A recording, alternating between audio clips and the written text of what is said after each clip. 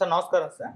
నమస్తే. సార్ అమరావతి మహిళల పైన అనుచిత వ్యాఖ్యలు ఆ నేపథ్యంలోనే అటు కొమ్మినేని అండ్ కృష్ణంరాజు గారు ఇద్దరు కూడా అరెస్ట్ అవ్వడం చూసాం. అయితే కొమ్మినేనికి ఇప్పుడు బెయిల్ అయితే లభించింది. సుప్రీం కోర్ట్ బెయిల్ అయితే మంజూరు చేసింది. కాకపోతే కొన్ని కీలకమైన కామెంట్స్ చేసినట్టుగా తెలుస్తుంది. సో, ఈ మొత్తం కామెంట్స్ అందరికీ వర్తిస్తాయి. ఒక కొమ్మినేని గారికే కాకుండా అని కూడా చెప్తున్నారు. మరి ఎటువంటి కామెంట్స్ చేసింది? దీని పట్ల మనం ఏ విధంగా రియాక్ట్ అవ్వాలంటారు సార్? మీరేం చెప్తారు దీనికి నిన్న కొమ్మినేని శ్రీనివాసరావు సీనియర్ జర్నలిస్ట్ ఈ బెయిల్ మంజూరు చేస్తూ రిలీజ్ చేయమని సుప్రీంకోర్టు చెప్పింది.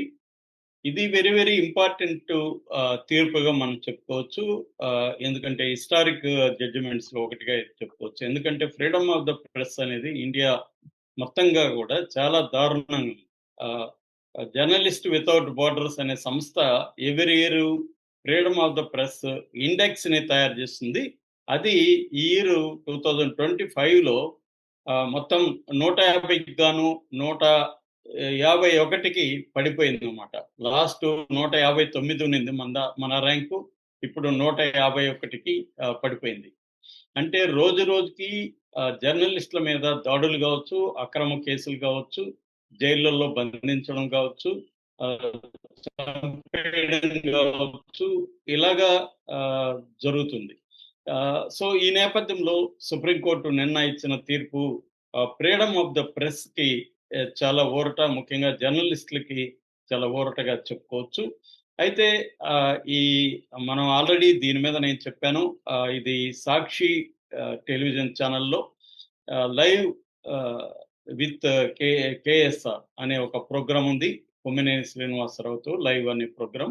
ఆ ప్రోగ్రాంలో ఆంధ్రప్రదేశ్లో సెక్స్ వర్కర్ల పర్సంటేజ్ ఎంత ఉంది దేశంలో అని ఈ మధ్య రకరకాల సర్వేలు వచ్చాయి. అందులో ఒక సర్వేకి సంబంధించి రిపోర్టును టైమ్స్ ఆఫ్ ఇండియా ప్రకటించింది. దాన్ని చర్చిస్తున్నప్పుడు ఆ టైమ్స్ ఆఫ్ ఇండియా ప్రకటించిన రిపోర్టు ప్రకారం ఇండియాలోనే నెంబర్ 1 ప్లేస్లో సెక్స్ వర్కర్లు ఎక్కువగా ఉన్న రాష్ట్రం కర్ణాటక. అంటే టోటల్గా 15% వరకు సెక్స్ వర్కర్లు కర్ణాటకలో ఉంటే, రెండవ అతిపెద్ద సెక్స్ వర్కర్లు ఉన్న రాష్ట్రం ఆంధ్రప్రదేశ్ అని 12% వరకు ఉంది.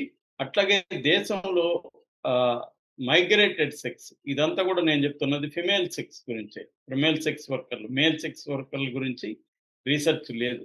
ఎందుకంటే వీళ్ళతో పోల్చినప్పుడు మేల్ సెక్స్ వర్కర్ ప్రొఫెషనల్గా పెద్దగా మన దేశంలో ఉండదు. సో దానికోసం ఇది ఫిమేల్ సెక్స్ వర్కర్ల గురించి.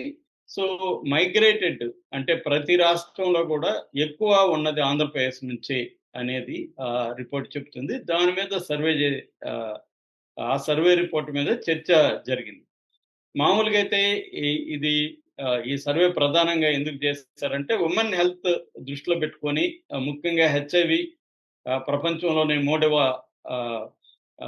అతిపెద్ద హెచ్ఐవి దేశంగా మన ఇండియా ఉంది. అందుకని హెచ్ఐవి ఎక్కువగా సెక్స్ వర్కర్లకు వచ్చే అవకాశం ఉంది. ఈ సెక్స్ వర్కర్ల వల్ల మేల్ పర్సన్స్‌కి అంటే క్లయింట్లు ఎవరైతే వాళ్ళ దగ్గరికి వెళ్తారో వాళ్ళకి కూడా వచ్చే అవకాశం ఉంది. అట్లాగే వాళ్ళకేమన్నా పిల్లలు పుడితే పిల్లలకి ఉంది.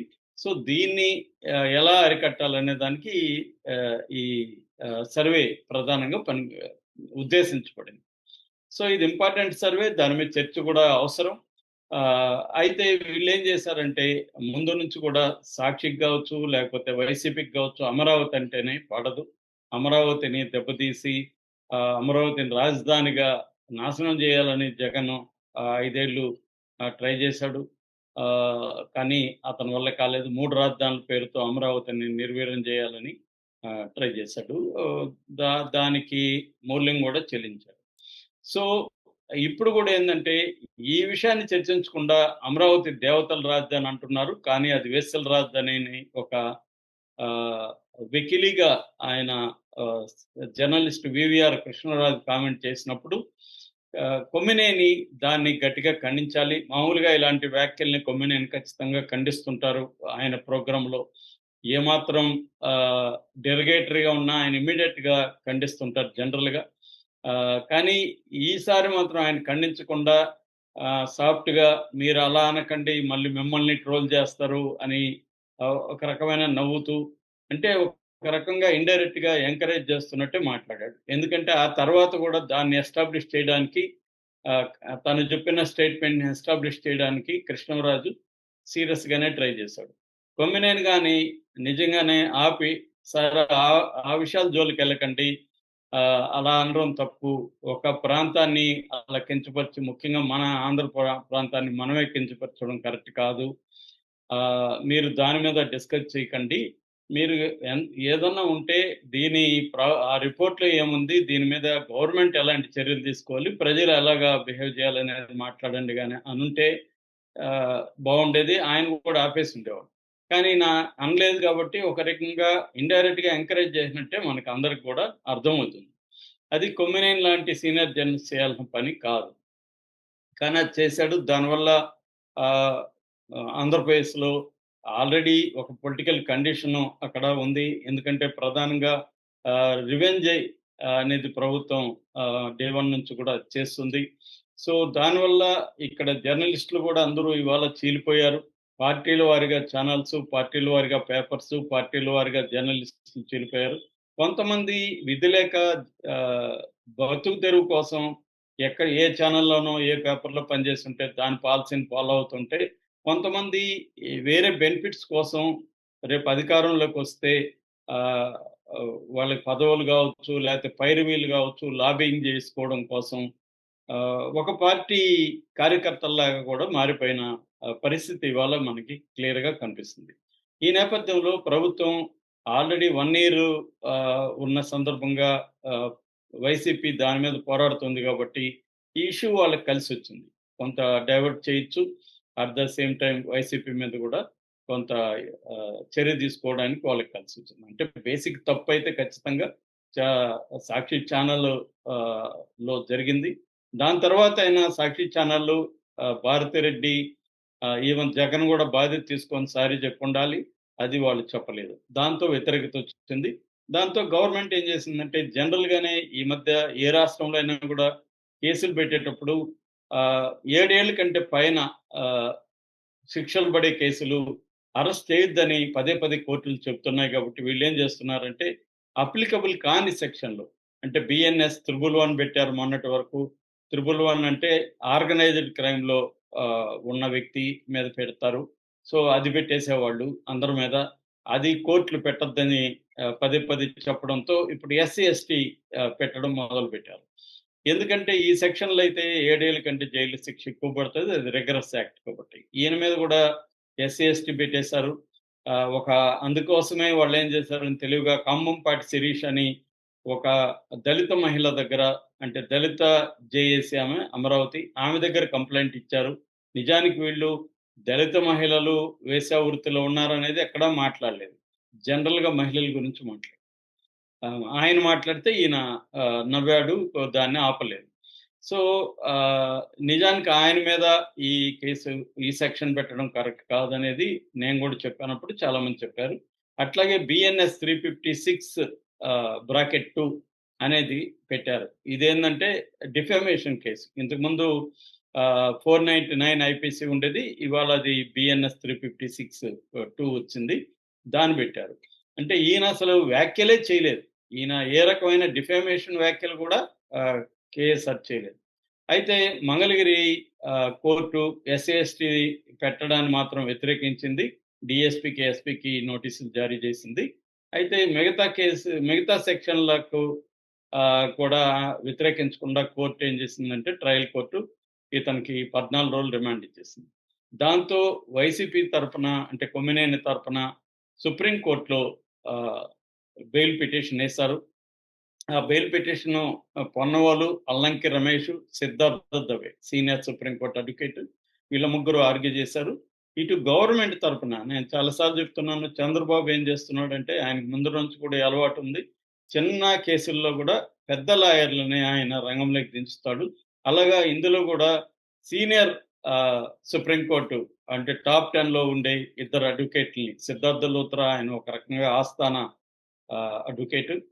చంద్రబాబు పర్సనల్ గాను చంద్రబాబు కావచ్చు, రామోజీరావుకి కావచ్చు, సునీతకి కావచ్చు ఇలాంటి వాళ్ళకి అందరికి కూడా ఆయనే అడ్వకేట్. దాంతో పాటు గవర్నమెంట్ వచ్చినాక కూడా ప్రతి గవర్నమెంట్ చిన్న ముందస్తు బెయిల్‌కి కూడా ఆయన అడ్వకేట్‌గా ఉంటున్నారు. దాంతో పాటు ముకుల్ రోహత్గి ఆయన కూడా రంగంలోకి దించారు. So, Mukul Rohatgi and Siddharth Luthra state government, Andhra Pradesh state government పైన ఆర్గ్యూ చేశారు. సో, ఇక్కడ ప్రధానంగా ఏం జరిగిందంటే, వీళ్ళ ఆర్గ్యుమెంట్ ఏందంటే, ఎవరు గవర్నమెంట్ తరపున అడ్వకేట్ల ఆర్గ్యుమెంట్ ఏందంటే, ఈయన ఆయన కృష్ణరాజు కామెంట్లు చేస్తుంటే దీన్ని అబెట్టింగ్ అంటారు. అంటే దాన్ని మరింత ఆహ్, అగ్నికి ఆజ్యం పోయడం, మరింత పెంచేదానికి ట్రై చేశాడు. తర్వాత గ గోడింగ్, గోడింగ్ అంటే దాన్ని ఇంకా పంపు కొట్టడం. తర్వాత లాఫింగ్, నవ్వుతా ఉన్నాడు అనేది ప్రధానంగా చెప్పారు. వీళ్ళేం చెప్పారంటే, సిద్ధార్థ దవే ఏం చెప్పాడంటే, ఆహ్, కొమ్మినేని అసలు కామెంట్ చేయలేదు. ఒక యాంకరు, ఒక ఛానెల్‌లో ఒక యాంకరు ఆహ్, ఒక ప్రోగ్రామ్‌ని కండక్ట్ చేస్తున్నప్పుడు, ఆ ప్యానెల్‌లో ఎవరో ఒకరు చేసిన కామెంట్‌లకి ఈయన ఎట్లా బాధ్యుడవుతాడు అనేది ఈయన లా పాయింట్ తీశాడు. అప్పుడు దీన్ని ద్విసభ్య ధర్మాసనం విచారించింది. ప్రశాంత్ కుమార్ మిశ్రా అండ్ మన్మోహన్, వీళ్ళిద్దరూ, Justice Prashant Kumar and Justice Manmohan, వీళ్ళిద్దరూ దీన్ని విచారించారు. అప్పుడు ప్రశాంత్ కుమార్ మిశ్రా అన్నాడు, అంటే ఈ కేసు నవికా కుమార్ అండ్ రాజ్‌దీప్ సర్దేశాయ్ లాంటిదేనా అని అడిగితే అబ్సల్యూట్‌లీ అని సిద్ధార్థ దవే అన్నాడు. అంటే ఇంతకుముందు వాళ్ళకి గూడా ఇట్లా యాంకరింగ్ చేసేటప్పుడు వేరే వాళ్ళు కామెంట్లు చేసినట్టు కేసులు పెట్టారు. సో, దాంతో ప్రశాంత్ కుమార్ మిశ్రా ఏమన్నారంటే, ఆయనేమి కామెంట్లు చేయలేదు డైరెక్ట్‌గా. ఆయన నవ్వడం తప్పెలా అవుతుంది? మేము గూడా నవ్వుతాం ఇక్కడ. ఒక్కొక్కసారి చాలా ఘోరమైన కామెంట్లు ఎవరైనా చేసినప్పుడు గూడా ఆహ్, దాన్ని నవ్వుతూ కొట్టేస్తాము. అంత మాత్రాన నవ్వడం అనేది ప్రతిసారి ప్రోత్సహించినట్టేమి కాదు. అట్లనుకుంటే మేము రోజు ఇక్కడ అనేక సార్లు నవ్వుతూనే పనిచేస్తుంటాము. సో, యాంకరు నవ్వినాడని యాంకరు మీద ఎస్సీ, ఎస్టీ ఇలాంటి కేసు పెట్టి 70 ఏళ్ల సీనియర్ జర్నలిస్ట్‌ని అరెస్ట్ చేయడం కరెక్ట్ కాదు.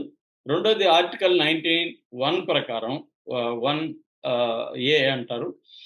19(1) ఏ ప్రకారం ఫ్రీడమ్ ఆఫ్ ద ఎక్స్‌ప్రెషన్ అనేది, ఫ్రీడమ్ ఆఫ్ స్పీచ్ అనేది ఉంటది. అట్లాగే 1985లో Indian Express versus state of union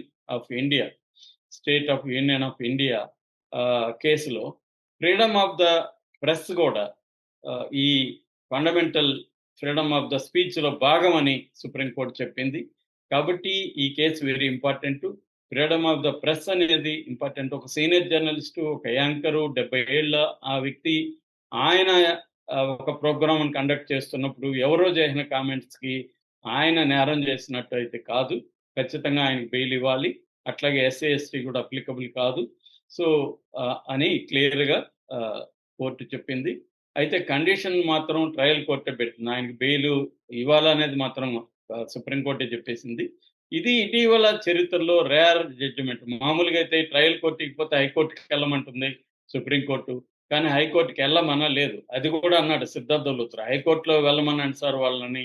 మీ దగ్గరికెందుకొచ్చారంటే కూడా, లేదు ఇది ఖచ్చితంగా ఇది ఫ్రీడమ్ ఆఫ్ ద